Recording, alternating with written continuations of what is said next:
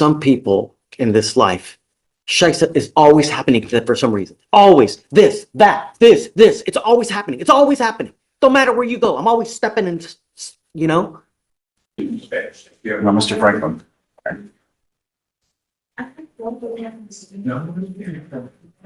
I'm sorry, sir. After all that we've gone through. Gone through trying the this, the that, and now you've picked up an aggravated assault with a deadly weapon. Don't talk about the case, Mr. Franklin. He's a prosecutor. The only thing is, I cannot express my disappointment. I really thought that you and I were like reaching together. We were, and we really are. My family's working against me. They trying to take my SSI check and stuff. I haven't done anything. This is my 35th year. I haven't done nothing. So look, I don't even know what happened. I want to know. So he picked up an ag assault with them. What happened? Please, just don't say anything, please. I just want to know what happened or why they're saying what happened. Okay. On March 17th, 2025, at approximately 5:48 p.m., officers were dispatched with an aggravated assault call at a residence in Harris County, Texas. Upon arrival, the officers met with the complainant, who stated they are a resident in a group home. The complainant stated that the defendant is a person they have known for 3 weeks. The complainant stated the defendant arrived at the group home around 5:38 p.m. and knocked on the front door multiple times, cussing at another resident due to them not opening up the front door fast enough. The complainant stated the defendant continued yelling, cursing, and talking down to the resident, so the complainant tried to talk the defendant down. The defendant stated to the complainant that he was going to fuck him up, then went to his bedroom. The defendant took a hold of a fork which the complainant believed was a knife and pointed it at the complainant. The complainant asked if he was going to get stabbed, and the defendant charged at the complainant. The complainant stated they feared for serious bodily injury or death. The complainant ran and locked themselves in their motor vehicle and called the police. While waiting for the police in the vehicle, the defendant was still threatening to kill the complainant and was kicking the vehicle.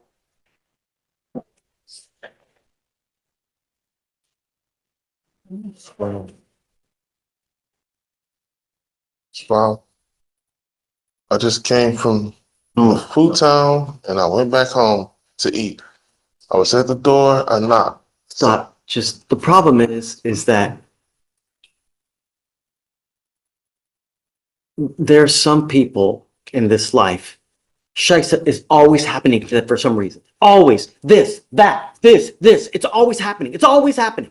Don't matter where you go. I'm always stepping in, you know?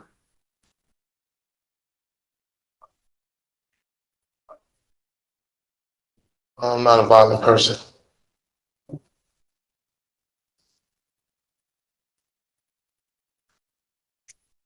Your history says.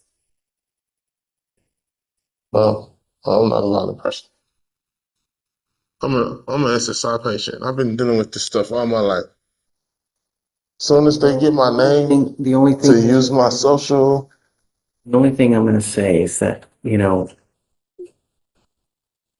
it's time to do some deep reflection. You know, it really is time. Because the thing is that I don't want you to end up with a 40-year sentence, man, because of the no self-control.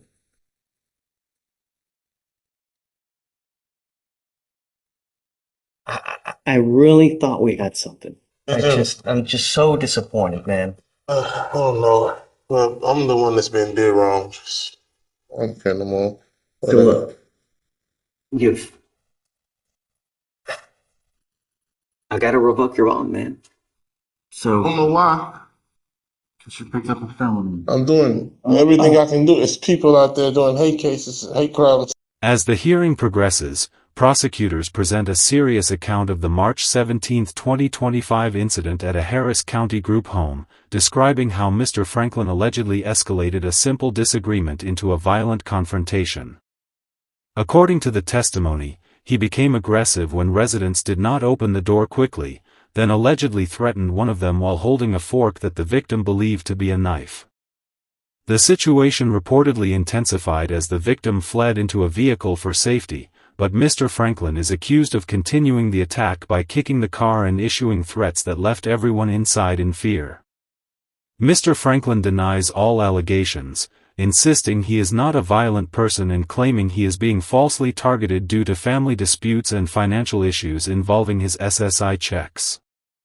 He expresses frustration about his long history with the justice system, arguing that he has been dealing with legal problems for decades and feels unfairly judged. Despite his statements, Judge Fleischer appears disappointed, noting that previous progress on bond conditions has been undermined by the new felony charge. The judge ultimately revokes his bond, sets a new amount at $5,001, and orders a mental health evaluation to better assess his situation before the case moves forward.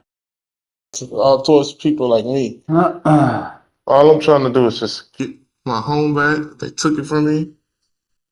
Everything. This stuff is happening against me. I'm not assaulting people. I never assault people.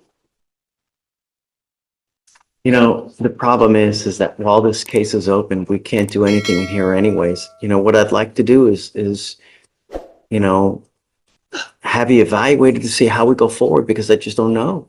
A lot of this stuff was false. All of this stuff is false, so it's me. We're gonna have to wait for it to play out. I hope, Mr. Franklin, but I don't know. Well, I gotta wait to see the evidence and see what happens. Well, you can't just send me to a psych ward unit or something while all of this is going on. First, I have to have you evaluated, but I can't do that until the felonies are This is worked not making out. no sense. This is my 35th year, and I have to keep dealing with this stuff.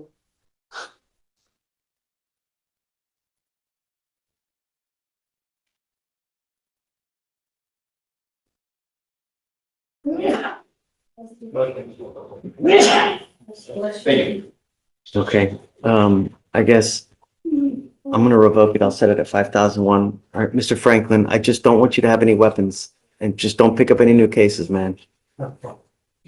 Thank you, Judge. Thanks. As the proceeding draws to an end, the atmosphere in the courtroom remains heavy with tension and disappointment. Judge Fleischer reiterates that the court had previously hoped Mr. Franklin would remain compliant while out on bond, but the new aggravated assault allegation has completely changed the direction of the case.